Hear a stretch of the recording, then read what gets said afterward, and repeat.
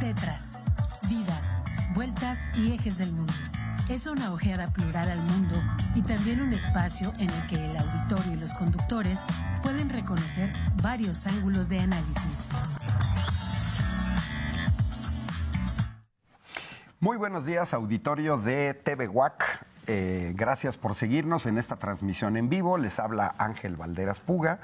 Agradecemos también al público de Radio UAC que nos sigue en el 89.5 de FM en este miércoles 28 de febrero. Ya se nos va este mes, que hoy es bisiesto, pues tiene 29 días, todavía mañana vamos a estar en febrero y el viernes pues ya estaremos en el 1 de marzo. Este programa es en vivo, se pueden comunicar con nosotros al teléfono central de la universidad 192-1200, repito 442-192-1200, extensión 37120 y también al teléfono directo 442-192-1293. 442-192-1293. Agradecemos su comunicación en nuestro espacio en Facebook, Tetras Radio UAC. Agradecemos a nuestro productor, Emanuel Villagrán. Este programa se retransmite los sábados a las 5 de la tarde. Agradecemos también a quienes ven estas transmisiones de manera diferida, dado que hoy, gracias a las transmisiones por internet en radio.uac.mx y tv.uac.mx, se puede seguir no solamente este programa, sino toda la barra de programas de TV UAC por internet y lo mismo el radio. Cosas que van cambiando sobre la marcha. Y bueno, claro, si uno va manejando y va escuchando el radio de manera tradicional, pues también en ese sentido pues se puede escuchar esta radio universitaria. Bueno, pues nuestra compañera Rosalba Pichardo sigue con problemas de salud, entonces me voy a sacar el programa yo solo. Como siempre, la producción pues es de manera conjunta. Y bueno, vamos a platicar hoy en la primera mitad y luego en la segunda mitad voy a ver si platico sobre un movimiento muy extraño que está surgiendo en Monterrey, que tiene que ver, zona metropolitana de Monterrey, que tiene que ver con un movimiento que pretende cerrar la refinería de Cadereyta en Nuevo León. Yo acabo de regresar. La semana pasada, el jueves, estuve en Monterrey, invitado por empresarios regiomontanos a dar una charla precisamente en Cadereyta, donde se encuentra participar en un foro. En realidad fue en un foro, pues estuvo presente un exgerente de Pemex, pero lo voy a tratar en la segunda mitad. Para esta primera mitad decidimos un poco hablar de esta discusión, de este debate. Este país se ha politizado. Algunos le llaman polarización, otros no le llamamos polarización, le llamaríamos normalidad. Los que hemos tenido oportunidad de estudiar y de trabajar en el extranjero, pues tenemos parámetros de comparación en donde México en realidad era una anomalía. En los países europeos se discute de política, la población común y corriente, y se discute fuerte, no a medias tintas. Hay discusiones muy álgidas al interior de los países y eso en realidad abona a la democracia. A mí me tocó ver procesos electorales en España muy peleados, fuertemente peleados. Recuerdo el del año, cuando se da el ataque a las Torres Gemelas, el 11 de septiembre en los Estados Unidos, y cuando se da un atentado en 2004 en España, actos terroristas en el cual fueron puestas diferentes bombas en trenes, les llaman trenes de cercanía, que aquí sería el equivalente a trenes que conectan zonas metropolitanas o zonas conurbadas o, en su defecto, pequeñas localidades cercanas. Podríamos decir, para hacernos una idea el rango de lo que sería aquí Ahuimilpan, unos 30 kilómetros, digamos, alrededor de Madrid. Y bueno, todas las discusiones que se dan alrededor en estos procesos, me ha tocado muy de cerca ver procesos electorales en Italia, en Francia, algunos seguidos a distancia, otros no. Hoy lo podemos ver en el caso de Holanda, por ejemplo, de Bélgica, incluso en Australia. Entonces, el discutir sobre la democracia es algo que vale la pena. Interesarse en la cosa pública es algo que vale la pena. Hay gente que no está acostumbrada. Yo creo que los jóvenes de hoy entran en un mundo en el que les parece natural que se hable de política a la hora de la comida, por ejemplo, o en las fiestas, o en las reuniones familiares. Antes eso en México no era usual, y hay que tomar en cuenta que eso también tiene que ver con nuestro pasado, con el haber tenido un partido que gobernó el país durante más de 70 años de manera ininterrumpida y además ahora sí que de manera monopólica.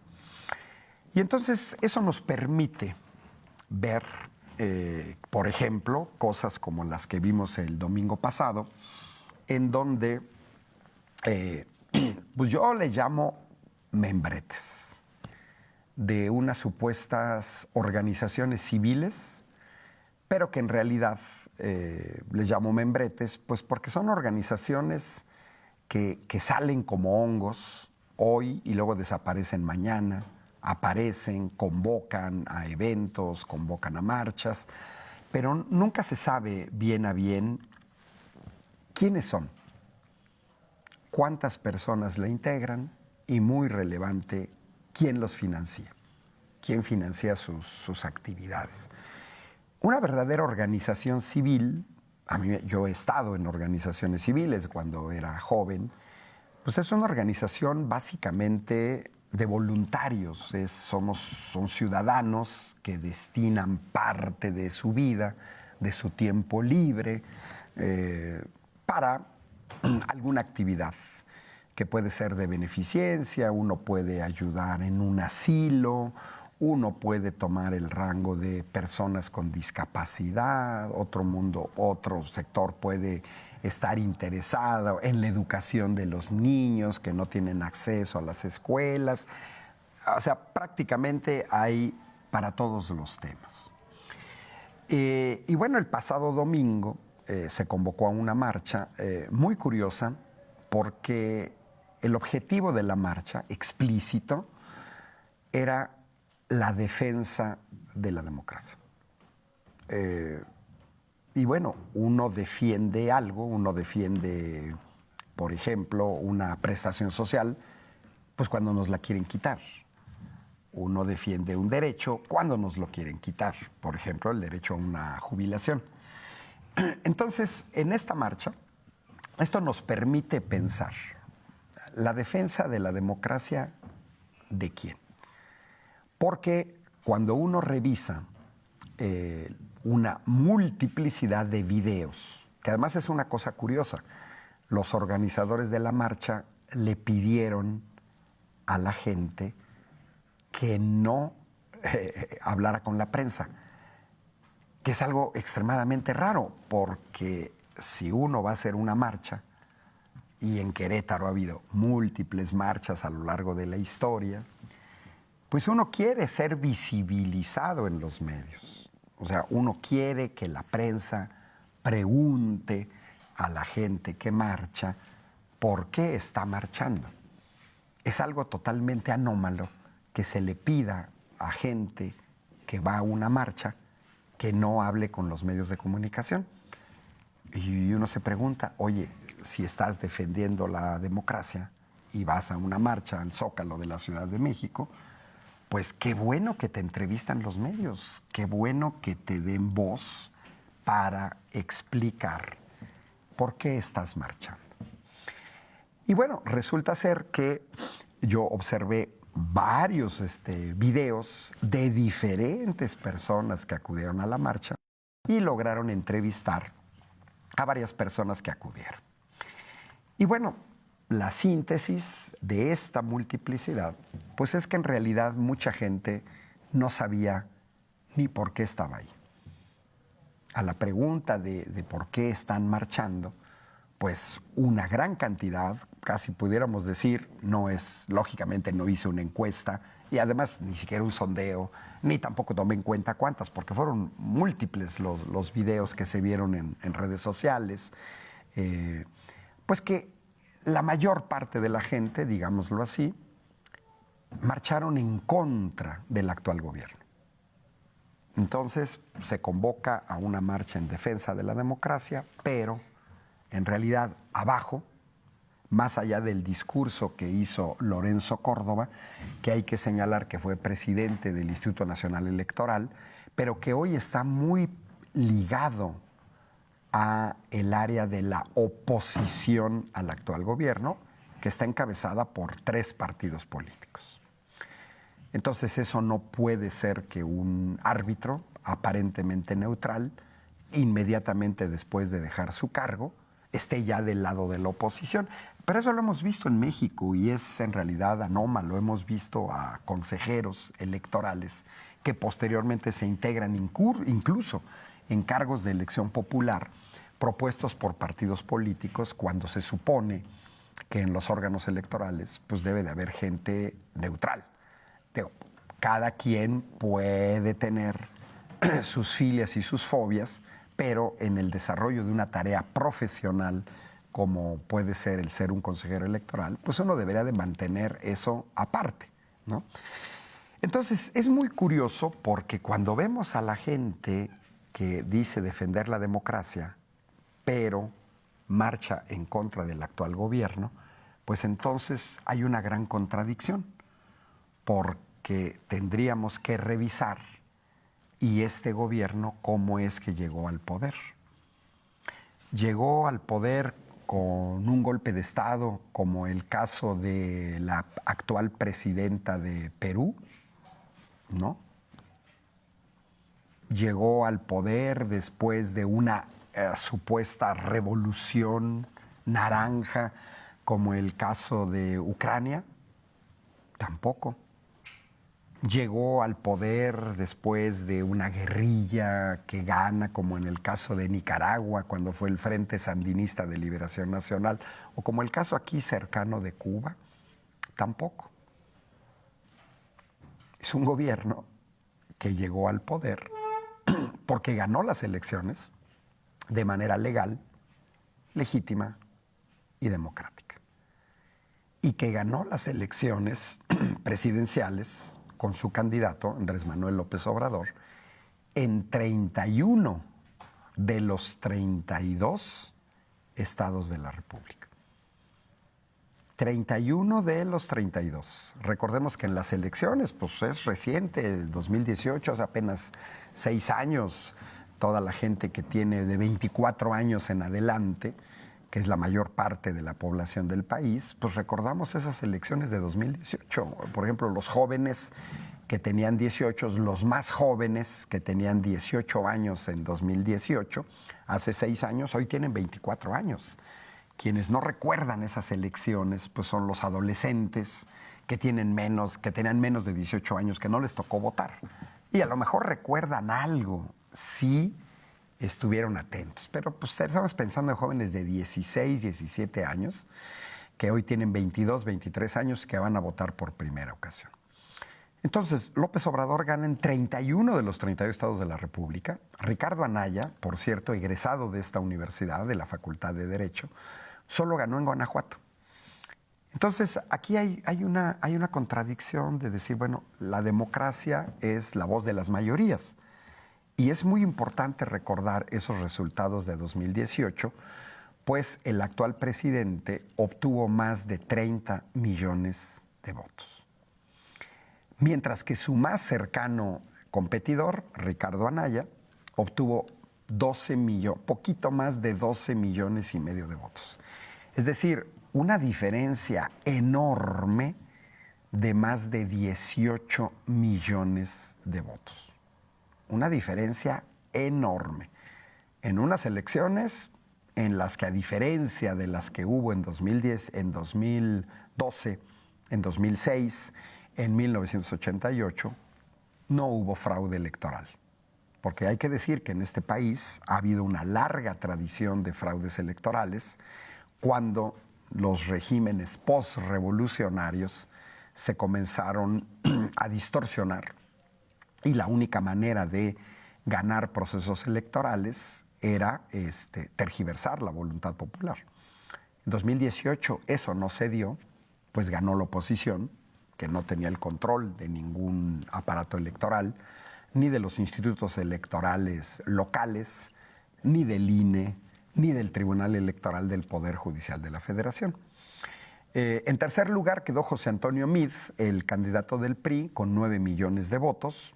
Ricardo Anaya era el candidato del PAN, con 12 millones de votos. Pero, pues entonces tenemos a un presidente, a un gobierno que gana las elecciones en 31 de 32 estados de la República con 18 millones de votos de diferencia. Y es muy curioso porque se ha querido instaurar por un sector de la población ligado a la derecha de que vivimos una dictadura.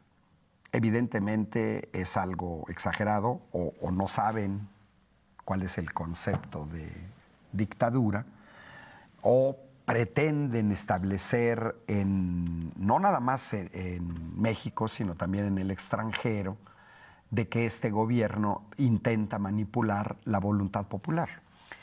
Y aquí viene otra gran contradicción, porque el actual partido en el poder gobierna solito al 68% de la población.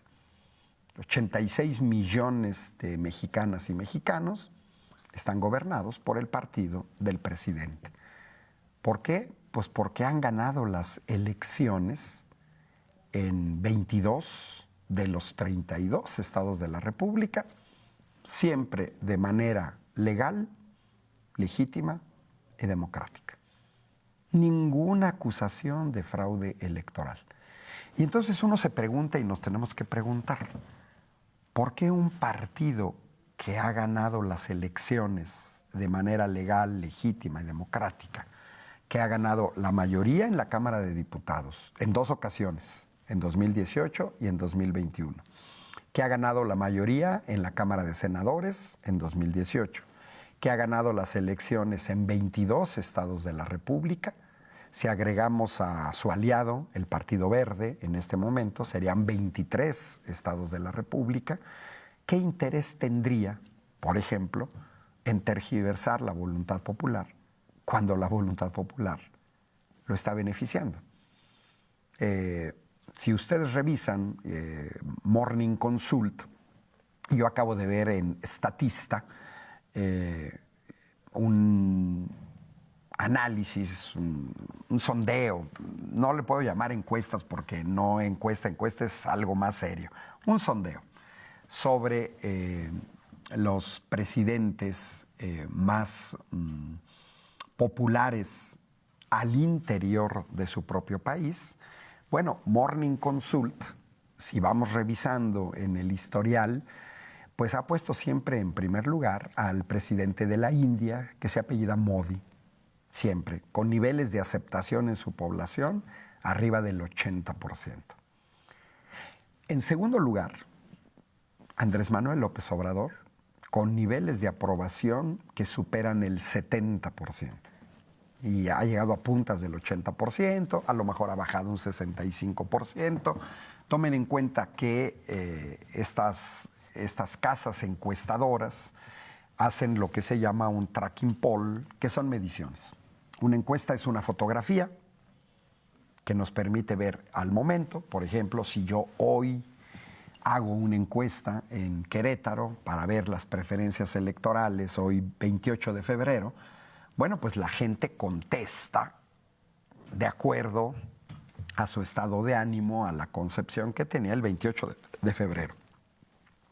Y si hago una encuesta un mes después, el 28 de marzo, pues la mayor parte de la gente que ya decidió su voto, que ya tiene una preferencia, que ya vio quiénes van a ser candidatos, pues a lo mejor, por lo general, mantiene su preferencia electoral. Pero hay un sector del electorado que no es así, que el voto lo da dependiendo, sí, de los partidos políticos, pero también dependiendo de los candidatos. Hay también el abstencionismo, gente que dice, no me gusta ninguno de estos candidatos, me abstengo. Y ahí dividimos este universo. Entonces, el tracking poll es decir, bueno, cómo pensaba la gente el 28 de enero, el 28 de febrero, el 28 de marzo, el 28 de abril, y así hasta llegar al proceso electoral del 2 de junio. Y esto se hace en todo el mundo.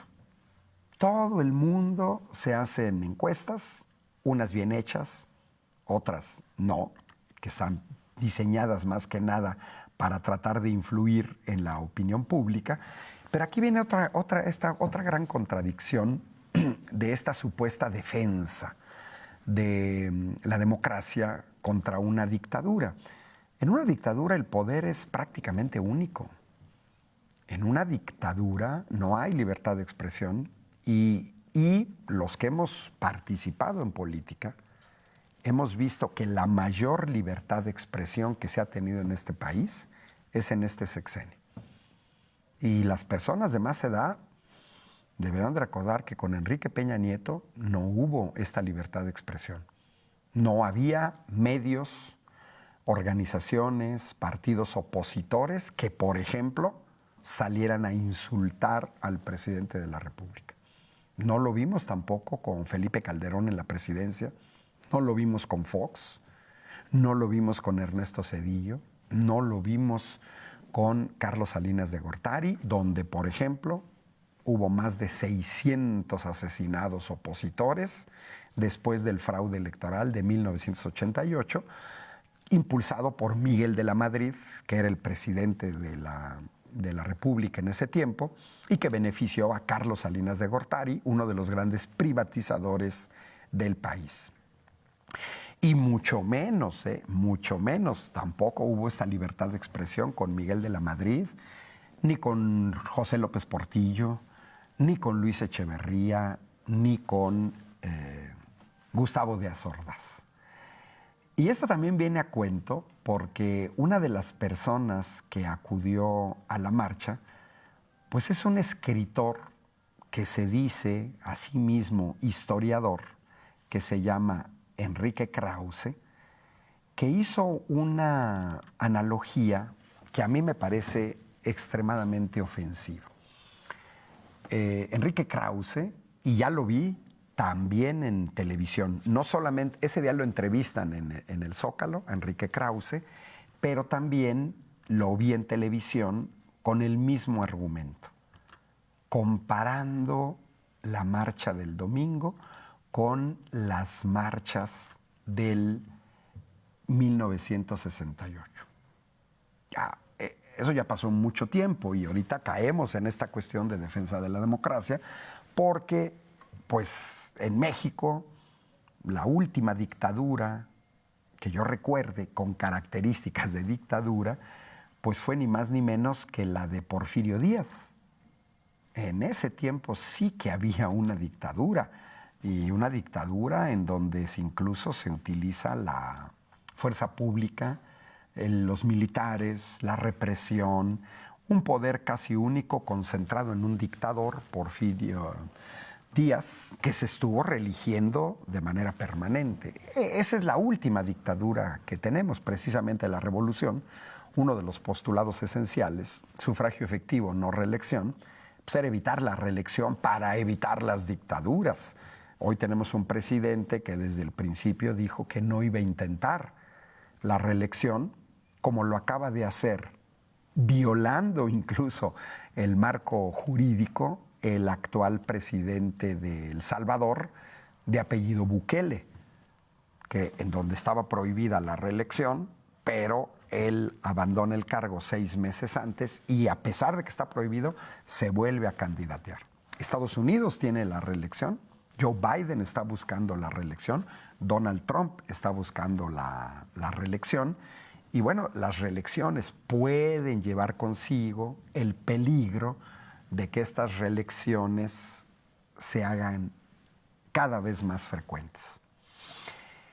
Hay reelecciones que vienen en un entorno, por ejemplo, Francia, donde se pueden reelegir hasta 2 veces, donde el periodo presidencial dura 7 años. Ahí vimos a François Mitterrand, por ejemplo, gobernar 14 años. Alemania, donde Angela Merkel gobernó 20 años.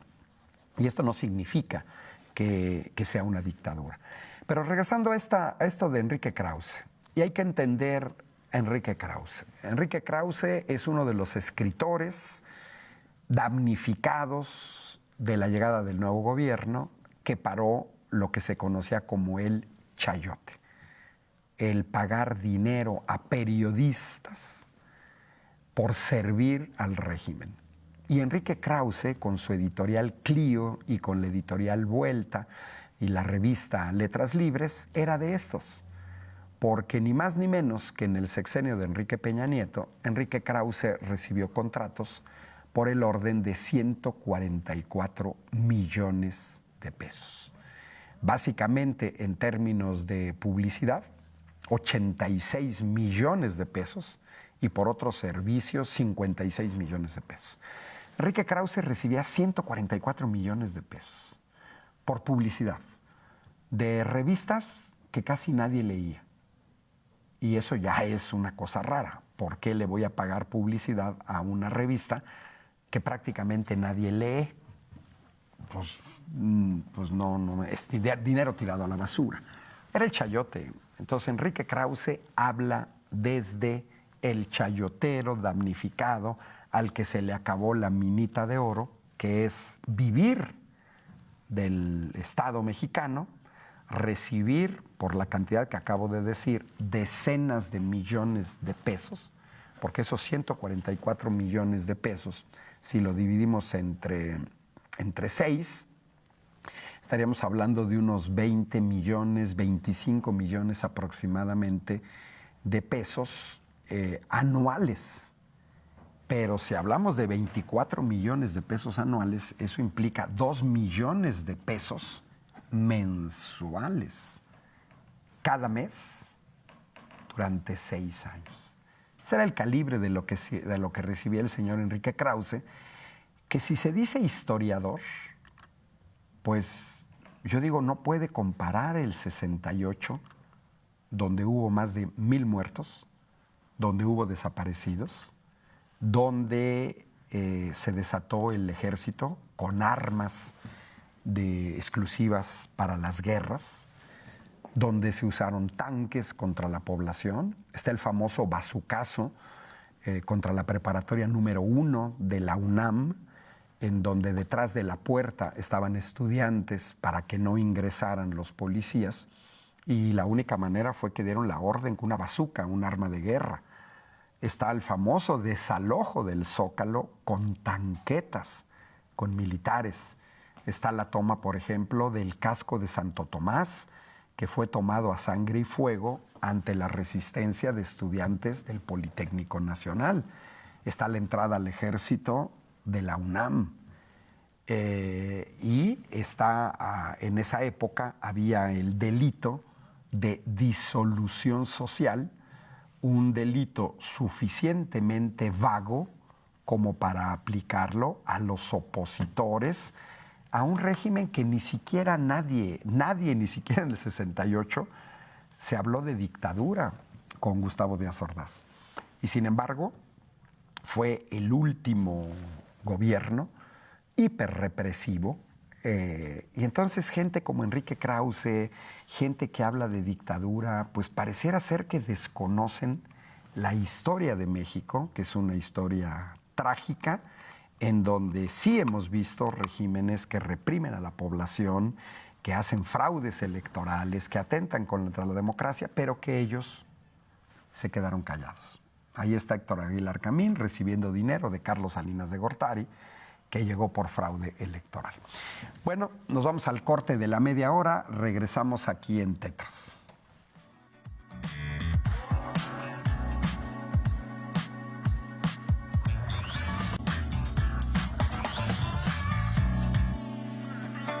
Bueno, regresamos aquí a Tetras. Muchas gracias por sus comentarios. Nos dice el señor Sánchez, referente a lo de la Marcha en Nuevo León, que es un movimiento, me tocó verlo en primera mano, repito, acabo de estar en Monterrey el jueves. Dice, todos sabemos que esas marchas son alentadas por los grupos conservadores del PAN, solo quieren seguir enriqueciéndose para ellos y sus amigos. Por eso este 24 a nivel nacional y local lo vamos a sacar. No voy a tocar el tema de la refinería, creo que no nos va a dar tiempo y quisiera tocarlo un poco más a fondo en una ocasión posterior, pero sí tiene que ver con los grandes negocios que se hicieron en este país con la importación de gasolinas.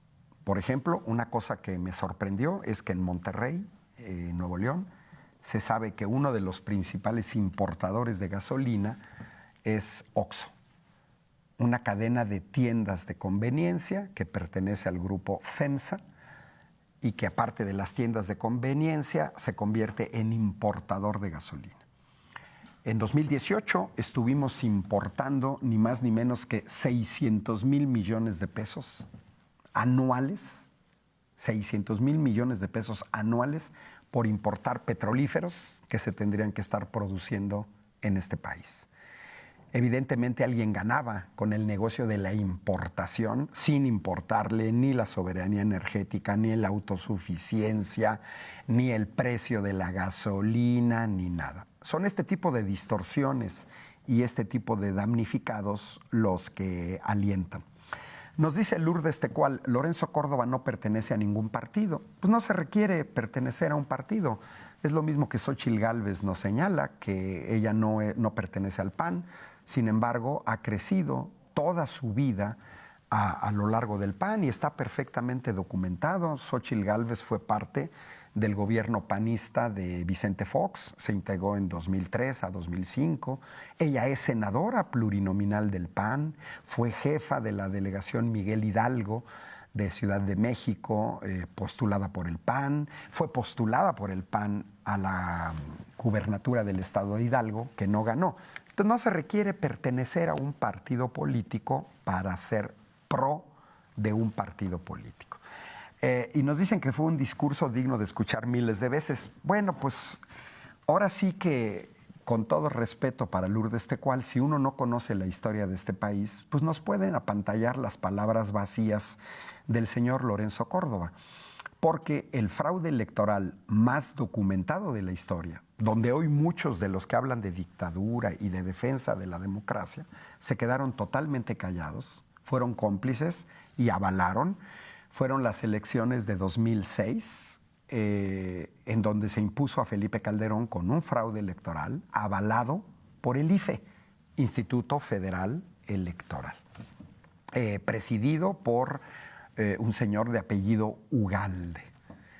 Bueno, ese fraude, el más documentado de la historia, donde hubo todo tipo de trapacerías, que además no les funcionó, y tuvieron que manipular el conteo de votos para poder imponer a Felipe Calderón, pues hay que recordar que el IFE quedó tan desprestigiado, pero tan desprestigiado, que pensaron que cambiándole de nombre, de IFE a INE, iban a limpiarle la cara a ese organismo. No, yo le recordaría a la señora Lourdes Tecual que otros que hemos estado muy cerca de la vida pública sabemos que los consejeros del INE han sido elegidos por cuotas de los partidos políticos, no por la gente. Unos los propone el PRI, otros los propone el PAN, otros los propuso el PRD, igualito que los integrantes de la Suprema Corte de Justicia de la Nación.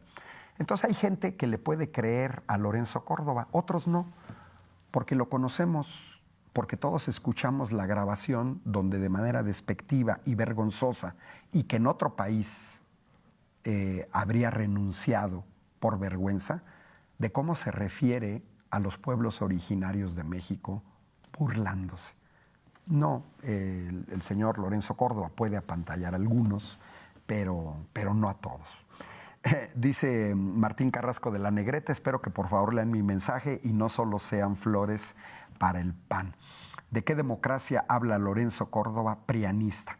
Si aquí sí protesta, el PAN te agarra palos o nos echa los perros. Y eso lo hemos visto en los sexenios, recordemos la toma de posesión en diciembre de Enrique Peña Nieto, una fuerte represión que se dio en la Ciudad de México de gente que protestaba por la compra de votos. Otro mensaje de Lourdes Tecual nos dice: basta ver la cantidad de personas que asistieron a las marchas para ver si están de acuerdo con el actual gobierno de la 4T o quieren un cambio. Fuera López. Pues hay que tranquilizar a Lourdes Tecual. Andrés Manuel López Obrador ya termina su sexenio y no es candidato, no se va a reelegir por la sencilla razón de que no es un dictador. Ya, si no quieren a Andrés Manuel López Obrador, pues ya, el 2 de junio están las elecciones y después viene el cambio en la presidencia de la República. Pero si hablamos de números, lógicamente quien no vivió el 2006 puede resultar apantallador que 90,000 personas acudan al Zócalo. Yo le diría a Lourdes Tecual, desconozco su edad, que en 2006 hubo marchas, una marcha, que congregó a 2 millones de personas. Yo estuve presente protestando en contra del fraude electoral. No solamente el Zócalo estaba lleno hasta el tope, estaban llenas la calle 20 de noviembre, para los que conocen Ciudad de México, la zona cercana al Zócalo. Estaba llena 16 de septiembre, Madero, la calle de Juárez a un lado de la Alameda. Todo Reforma, incluido hasta el Museo de Antropología. Esas sí son marchas. Yo recuerdo otra marcha que acudí. Esa marcha fue la más grande que yo he estado en mi vida. En ese tiempo yo recibí amigos italianos acostumbrados a marchas de 1 millón de personas. Estaban sorprendidos y textualmente dijeron: nunca, jamás habíamos visto una marcha tan grande. Éramos mexicanos, sí, defendiendo la democracia, defendiendo el voto. Pero si vamos a números, pues yo acabo de señalar que hay una diferencia entre ver la realidad con prejuicios, el no escuchar datos. Entonces ahorita, a partir de estos comentarios, pues acabo de entrar a Morning Consult y los invito a los que dicen que mucha gente no quiere al actual presidente. Pues yo enseño matemáticas, hay una ética en los profesores universitarios, soy ingeniero de formación, sé manejar datos, yo no puedo engañar a la gente. Y el dato mata relato. Entonces acabo de entrar a Morning Consult, que hizo su recolección de datos entre el 30 de enero y el 5 de febrero, y todo mundo puede checar Morning Consult al día de hoy. Los datos que presenta son los siguientes: aprobación de Andrés Manuel López Obrador, un 65%. Gente que no da la opinión, un 5%. Y gente que está en contra, un 29%. Si hablamos de números, y Morning Consult viene haciendo todo un tracking poll en todo el sexenio, Andrés Manuel López Obrador se ha mantenido como el segundo presidente con más aceptación en el mundo, a pesar del desgaste gubernamental. Por encima de él, ya lo había comentado, Narendra Modi, que tiene solamente una desaprobación del 17% y una aprobación del 78%. Esto es muy relevante. Andrés Manuel López Obrador se ha mantenido prácticamente todo el sexenio por encima. Y esto hay que señalarlo. Pocos presidentes se mantienen en niveles que superan el 50%. En este caso viene el recién llegado Javier Milei en Argentina, con aprobación del 63%. Después viene Donald Tusk, recién elegido, también en Polonia. Esto es muy relevante, porque los recién elegidos llegan con el nivel de aprobación de elecciones que han ganado. Entonces no nos debe sorprender que Milei tenga una aceptación del 63%, porque ha caído ya mucho, de acuerdo a estudios en la misma Argentina, y Donald Tusk acaba de llegar, 52%. Y luego tenemos a Viola Amher en Suiza con el 51%. Lula da Silva, 46%. Anthony Albanese de Australia, 46%. Y después tenemos a Giorgia Meloni, que ya anda el 41%, Pedro Sánchez en España, 38%, Alexander De Croo de Bélgica, 38%, y luego, ojo, una cosa muy curiosa, la derecha mexicana, porque la gente que escribe es de derecha aunque no lo sepa. Hablan de dictadura, de que a Andrés Manuel López Obrador no lo quiere la gente, pero no tocan ni con el pétalo de una rosa, por ejemplo, a Joe Biden. Joe Biden, el presidente de los Estados Unidos, tiene apenas una aceptación del 37% y tiene gente en contra el 55%. 55% contra el 29% de Andrés Manuel López Obrador, y estamos hablando del presidente de los Estados Unidos. Y de ahí, si revisamos Irlanda, Suecia, Turquía, Holanda, ya Sudáfrica, Canadá, Austria, Noruega incluso, el Reino Unido, Rishi Sunak anda del orden del 25% de aprobación, apenas. Y luego viene Corea del Sur, 23%, Olaf Scholz en Alemania, un triste 21%. Quiere decir que apenas un quinto de la población tiene el apoyo para Olaf Scholz y tiene en contra al 74%. Y el primer ministro de Japón, Fumio Kishida, tiene apenas un 18%. Entonces, si queremos hablar de números, pues ahí están los números. Ahí están los números. Y los tenemos que aceptar.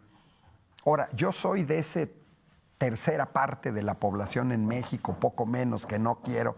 Sí, está bien, eres parte de la oposición, pero de ahí a negar la realidad, eso es lo que le ha hecho mucho daño a la oposición, el querer negar la realidad. Y tenemos otro indicador que también muestra cómo las personas que nos escriben, con lo que nos acaba de escribir, lo que estoy señalando, pues forman parte de la minoría que quién sabe qué está viendo en este país. Miren, acabo de abrir ahorita el portal de polls.mx, que hace un concentrado de 31 casas encuestadoras con diferentes metodologías, con diferentes tamaños de la muestra, con diferentes procesamientos de datos, 31 casas encuestadoras que vienen encuestando hacia el proceso electoral desde julio de 2022. Es decir, han medido todo 2023, lo que va de 2024 y la segunda mitad de 2022. Y bueno, al día de hoy entramos con 31 casas encuestadoras. Al día de hoy se prevé una votación para la Alianza Morena-PT Verde del 60%. Al día de hoy, eso va a cambiar porque ellos presentan también el tracking poll. Se ha mantenido en esta alianza alrededor del 60%, a veces abajo. Por ejemplo, el 7 de noviembre iba en el 59%, el jueves 31 de agosto al 56%, el punto más bajo el 29 de agosto, el 54%, pero también se han tenido puntas que superan el 60%, como el 26 de septiembre, el 63%, o el 1 de enero, 65%, el 11 de enero, 64%, el 22 de enero, 65%. Mientras que la alianza PAN-PRI-PRD se ha mantenido alrededor del 34%. También con puntas hacia abajo, por ejemplo, el 6 de abril de 2023, un 27%, pero si nos vamos nada más a 2024, se andan moviendo entre el 29%, lo más alto es el día de hoy, 28 de febrero, con un 34%.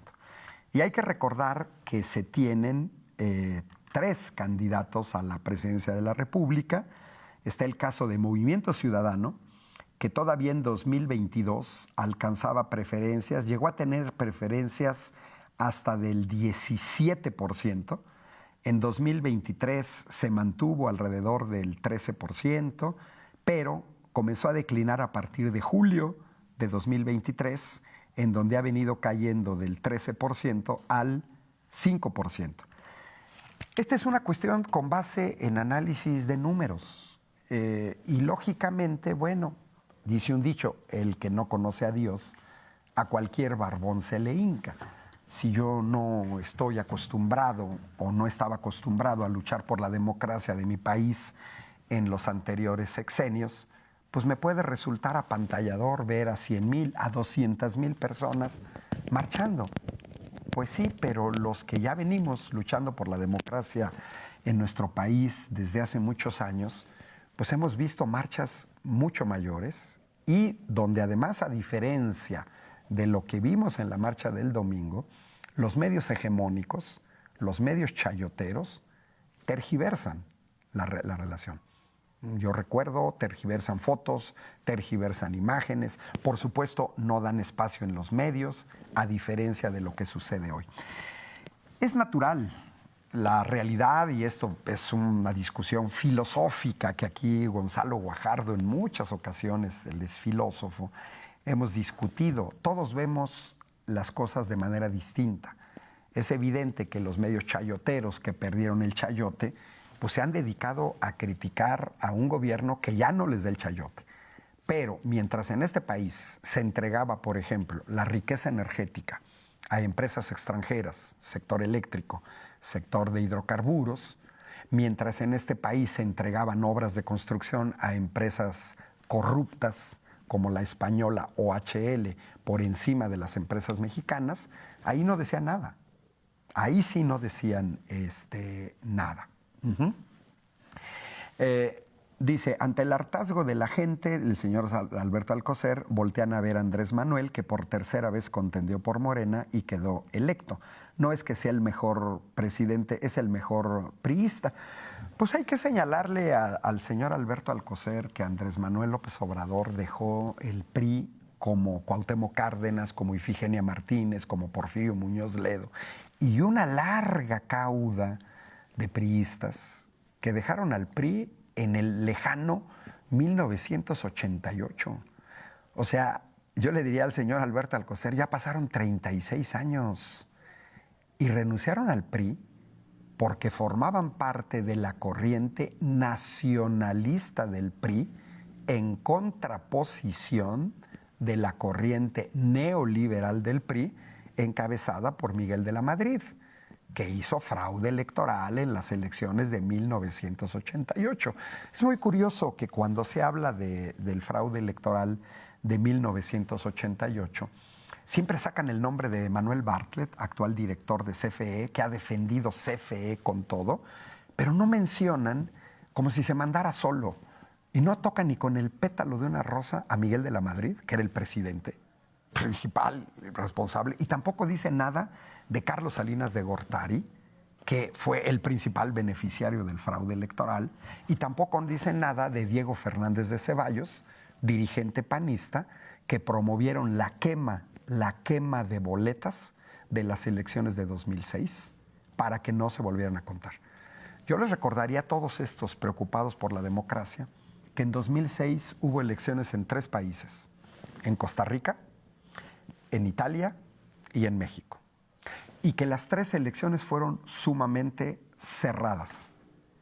Tan cerradas que en Costa Rica se volvieron a contar los votos, en Italia se volvieron a contar los votos, pero en México no.